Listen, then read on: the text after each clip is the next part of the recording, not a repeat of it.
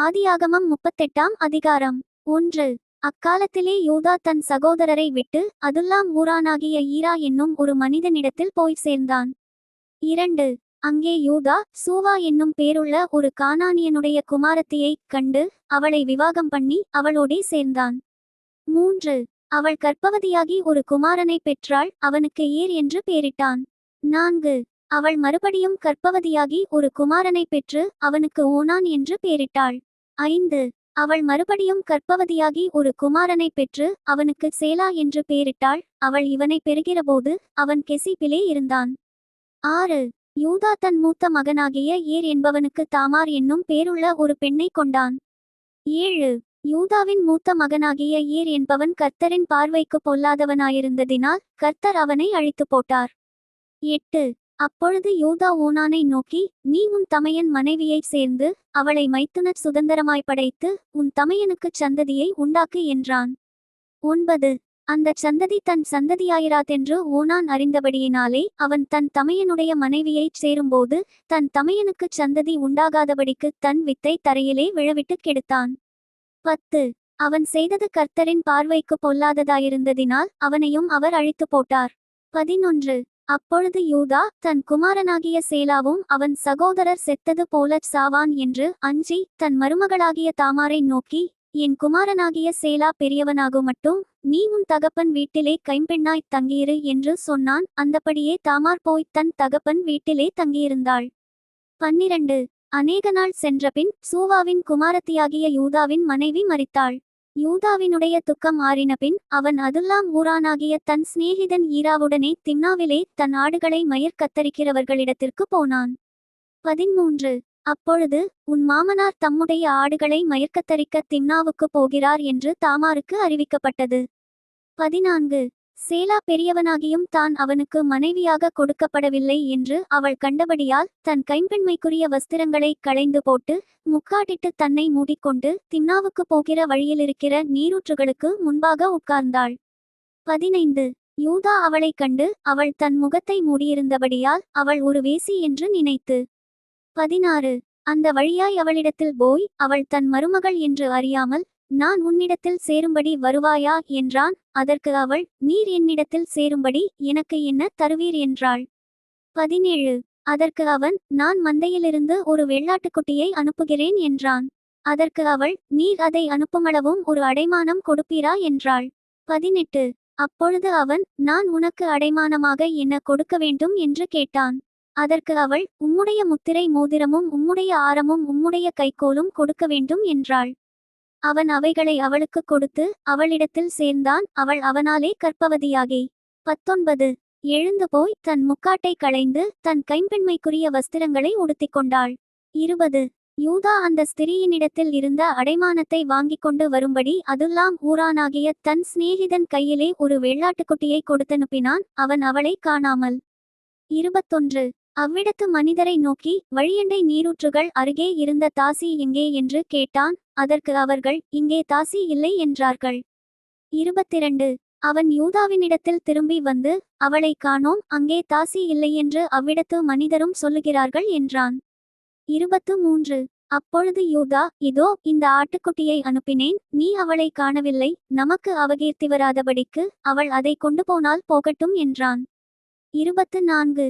ஏறக்குறைய 3 மாதம் சென்ற பின்பு உன் மருகளாகிய தாமார் வேசித்தனம் பண்ணினாள், அந்த வேசித்தனத்தினால் கர்ப்பவதியுமானாள் என்று யூதாவுக்கு அறிவிக்கப்பட்டது. அப்பொழுது யூதா, அவளை வெளியே கொண்டு வாருங்கள், அவள் சுட்டெரிக்கப்பட வேண்டும் என்றான். 25. அவள் வெளியே கொண்டுவரப்பட்டபோது அவள் தன் மாமனிடத்துக்கு அந்த அடைமானத்தை அனுப்பி, இந்த பொருட்களை உடையவன் எவனோ அவனாலே நான் கர்ப்பவதியானேன், இந்த முத்திரை மோதிரமும் இந்த ஆரமும் இந்த கோலும் யாருடையவைகள் பாரும் என்று சொல்லி அனுப்பினாள். 26. யூதா அவைகளை பார்த்தறிந்து, என்னிலும் அவள் நீதியுள்ளவள், அவளை என் குமாரனாகிய சேலாவுக்கு கொடாமற் போனேனே என்றான். அப்புறம் அவன் அவளைச் சேரவில்லை. 27. அவளுக்கு பிரசவகாலம் வந்தபோது அவள் கர்ப்பத்தில் 2 பிள்ளைகள் இருந்தன. 28. அவள் பெறுகிற பேது ஒரு பிள்ளை கையை நீட்டினது. அப்பொழுது மருத்துவச்சி அதின் கையை பிடித்து அதில் சிவப்பு நூலை கட்டி, இது முதலாவது வெளிப்பட்டது என்றாள். 29. அது தன் கையை திரும்ப உள்ளே வாங்கிக் கொண்டபோது அதின் சகோதரன் வெளிப்பட்டான். அப்பொழுது அவள், நீ மீறி வந்ததென்ன? இந்த மீறுதல் உன்மேல் நிற்கும் என்றாள். அதனாலே அவனுக்கு பாரேஸ் என்று பெயரிடப்பட்டது. 30. பிற்பாடு கையில் சிவப்பு நூல் கட்டியிருந்த அவனுடைய தம்பி வெளிப்பட்டான். அவனுக்கு சேரா என்று பெயரிடப்பட்டது. ஆதியாகமம் 39ஆம் அதிகாரம். 1. யோசேப்பு எகிப்துக்கு கொண்டு போகப்பட்டான். பார்வோனுடைய பிரதானியும் தலையாரிகளுக்கு அதிபதியுமாகிய போத்திபார் என்னும் எகிப்து தேசத்தான் அவனை அவ்விடத்திற்கு கொண்டுவந்த இஸ்மவேலரிடத்தில் விலைக்கு வாங்கினான். 2. கர்த்தர் யோசேப்போடே இருந்தார். அவன் காரியசித்தியுள்ளவனானான். அவன் எகிப்தியனாகிய தன் எஜமானுடைய வீட்டிலே இருந்தான். 3. கர்த்தர் அவனோடே இருக்கிறார் என்றும் அவன் செய்கிற யாவையும் கர்த்தர் வாய்க்க பண்ணுகிறார் என்றும் அவன் எஜமான் கண்டு. 4. யோசேப்பினிடத்தில் தயவு வைத்து அவனை தனக்கு ஊழியக்காரனும் தன் வீட்டுக்கு விசாரணைக்காரனுமாக்கி தனக்கு உண்டான யாவற்றையும் அவன் கையில் ஒப்புவித்தான். 5. அவனை தன் வீட்டுக்கும் தனக்கு உண்டான எல்லாவற்றிற்கும் விசாரணைக்காரனாக்கினது முதற்கொண்டு கர்த்தர் யோசேப்பு நிமித்தம் அந்த எகிப்தியன் வீட்டை ஆசீர்வதித்தார். வீட்டிலும் வெளியிலும் அவனுக்கு உண்டானவைகள் எல்லாவற்றிலும் கர்த்தருடைய ஆசீர்வாதம் இருந்தது. 6. ஆகையால் அவன் தனக்கு உண்டானதையெல்லாம் யோசேப்பின் கையிலே ஒப்புக்கொடுத்துவிட்டு தான் புசிக்கிற போஜனம் தவிர தன்னிடத்திலிருந்த மற்றொன்றை குறித்தும் விசாரியாதிருந்தான். யோசேப்பு அழகான ரூபமும் சௌந்தரிய முகமும் உள்ளவனாயிருந்தான். 7. சில நாள் சென்றபின் அவனுடைய எஜமானின் மனைவி யோசேப்பின் மேல் கண்போட்டு, என்னோடே சயனி என்றாள். 8. அவனோ தன் எஜமானுடைய மனைவியின் சொல்லுக்கு இணங்காமல் அவளை நோக்கி, இதோ வீட்டிலே என்னிடத்தில் இருக்கிறவைகளில் யாதொன்றை குறித்தும் என் ஆண்டவன் விசாரியாமல் தமக்கு உண்டான எல்லாவற்றையும் என்கையில் ஒப்பித்திருக்கிறார். 9. இந்த வீட்டிலே என்னிலும் பெரியவன் இல்லை. நீ அவருடைய மனைவியாயிருக்கிறபடியால் உன்னைத் தவிர வேறொன்றையும் அவர் எனக்கு விலக்கி வைக்கவில்லை. இப்படியிருக்க நான் இத்தனை பெரிய பொல்லாங்குக்கு உடன்பட்டு தேவனுக்கு விரோதமாய் பாவம் செய்வது எப்படி என்றான். 10. அவள் நித்தம் நித்தம் யோசேப்போடே இப்படி பேச்சிக்கொண்டு வந்தும் அவன் அவளுடனே சயனிக்கவும் அவளுடனே இருக்கவும் சம்மதிக்கவில்லை. 11. இப்படியிருக்கும்போது ஒருநாள் அவன் தன் வேலையைச் செய்கிறதற்கு வீட்டுக்குள் போனான். வீட்டு மனிதரில் ஒருவரும் வீட்டில் இல்லை. 12. அப்பொழுது அவள் அவனுடைய வஸ்திரத்தை பற்றி பிடித்து, என்னோடே சயனி என்றாள். அவனோ தன் வஸ்திரத்தை அவள் கையிலே விட்டு வெளியே ஓடிப்போனான். 13. அவன் தன் வஸ்திரத்தை அவள் கையிலே விட்டு வெளியே ஓடிப்போனதை அவள் கண்டபோது. 14. அவள் தன் வீட்டு மனிதரை கூப்பிட்டு, பாருங்கள், எபிரெய மனுஷன் நம்மிடத்தில் சரசம் பண்ணும்படிக்கு அவனை நமக்குள் கொண்டு வந்தார். அவன் என்னோடே சயனிக்கும்படிக்கு என்னிடத்தில் வந்தான். நான் மிகுந்த சத்தமிட்டு கூப்பிட்டேன். 15. நான் சத்தமிட்டு கூப்பிடுகிறதை அவன் கேட்டு தன் வஸ்திரத்தை என்னிடத்தில் விட்டு வெளியே ஓடிப்போய்விட்டான் என்று சொன்னாள். 16. அவனுடைய எஜமான் வீட்டுக்கு வருமளவும் அவனுடைய வஸ்திரத்தை தன்னிடத்தில் வைத்திருந்து. 17. அவனை நோக்கி, நீர் நம்மிடத்தில் கொண்டு வந்த அந்த எபிரெய வேலைக்காரன் சரசம் பண்ணும்படிக்கு என்னிடத்தில் வந்தான். 18.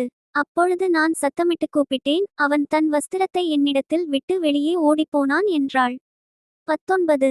உம்முடைய வேலைக்காரன் எனக்கு இப்படி செய்தான் என்று தன் மனைவி தன்னோடே சொன்ன வார்த்தைகளை அவனுடைய எஜமான் கேட்டபோது அவனுக்கு கோபம் மூண்டது. 20. யோசேப்பின் எஜமான் அவனை பிடித்து ராஜாவின் கட்டளையால் காவலில் வைக்கப்பட்டவர்கள் இருக்கும் சிறைச்சாலையிலே அவனை ஒப்புவித்தான். அந்தச் சிறைச்சாலையில் அவன் இருந்தான். 21. கர்த்தரோ யோசேப்போடே இருந்து அவன் மேல் கிருபை வைத்து சிறைச்சாலை தலைவனுடைய தயவு அவனுக்கு கிடைக்கும்படி செய்தார். 22. சிறைச்சாலை தலைவன் சிறைச்சாலையில் வைக்கப்பட்ட யாவரையும் யோசேப்பின் கையிலே ஒப்புவித்தான். அங்கே அவர்கள் செய்வதெல்லாவற்றையும் யோசேப்பு செய்வித்தான். 23. முற்றுப்புள்ளி. கர்த்தர் அவனோடே இருந்தபடியினாலும் அவன் எதைச் செய்தானோ அதை கர்த்தர் வாய்க்க பண்ணினபடியினாலும் அவன் வசமாயிருந்த யாதொன்றையும் குறித்துச் சிறைச்சாலை தலைவன் விசாரிக்கவில்லை. ஆதியாகமம் 40ஆம் அதிகாரம். 1. இந்த நடபடிகளுக்கு பின்பு எகிப்து ராஜாவுக்கு பானபாத்திரக்காரனும் சுயம்பாகியும் எகிப்து ராஜாவாகிய தங்கள் ஆண்டவனுக்கு குற்றம் செய்தார்கள். 2. பார்வோன் தன் பானபாத்திரக்காரரின் தலைவனும் சுயம்பாகிகளின் தலைவனும் ஆகிய இவ்விரண்டு பிரதானிகள் மேலும் கடுங்கோபங்கொண்டு. 3. அவர்களை யோசேப்பு வைக்கப்பட்டிருந்த இடமும் தலையாரிகளின் அதிபதியின் வீடுமாகிய சிறைச்சாலையிலே காவல் பண்ணுவித்தான். 4. தலையாரிகளின் அதிபதி அவர்களை விசாரிக்கும்படி யோசேப்பின் வசத்தில் ஒப்புவித்தான். அவன் அவர்களை விசாரித்து வந்தான். அவர்கள் அநேக நாள் காவலில் இருந்தார்கள். 5. எகிப்து ராஜாவுக்கு பானபாத்திரக்காரனும் சுயம்பாகியுமாகிய அவ்விரண்டு பேரும் சிறைச்சாலையில் இருக்கும்போது ஒரே ராத்திரியிலே வெவ்வேறு பொருள் கொண்ட சொப்பனம் கண்டார்கள். 6. காலமே யோசேப்பு அவர்களிடத்தில் போய் அவர்களை பார்க்கும்போது அவர்கள் கலங்கியிருந்தார்கள். 7 அப்பொழுது அவன் தன் எஜமானுடைய வீட்டில் தன்னோடே காவல் பண்ணப்பட்டிருந்த பார்வோனுடைய பிரதானிகளை நோக்கி, உங்கள் முகங்கள் இன்று துக்கமாயிருக்கிறது என்ன என்று கேட்டான். 8 அதற்கு அவர்கள், சொப்பனம் கண்டோம், அதற்கு அர்த்தம் சொல்லுகிறவன் ஒருவனும் இல்லை என்றார்கள். அதற்கு யோசேப்பு, சொப்பனத்துக்கு அர்த்தம் சொல்லுதல் தேவனுக்குரியதல்லவா? அவைகளை என்னிடத்தில் சொல்லுங்கள் என்றான். 9 அப்பொழுது பானபாத்திரக்காரரின் தலைவன் யோசேப்பை நோக்கி, என் சொப்பனத்திலே ஒரு திராட்சச் செடி எனக்கு முன்பாக இருக்கக் கண்டேன். 10 அந்த திராட்சச் செடியிலே 3 கொடிகள் இருந்தது, அது துளிர்க்கிறதாயிருந்தது, அதில் பூக்கள் மலர்ந்திருந்தது, அதின் குலைகள் பழுத்த பழங்களாயிருந்தது.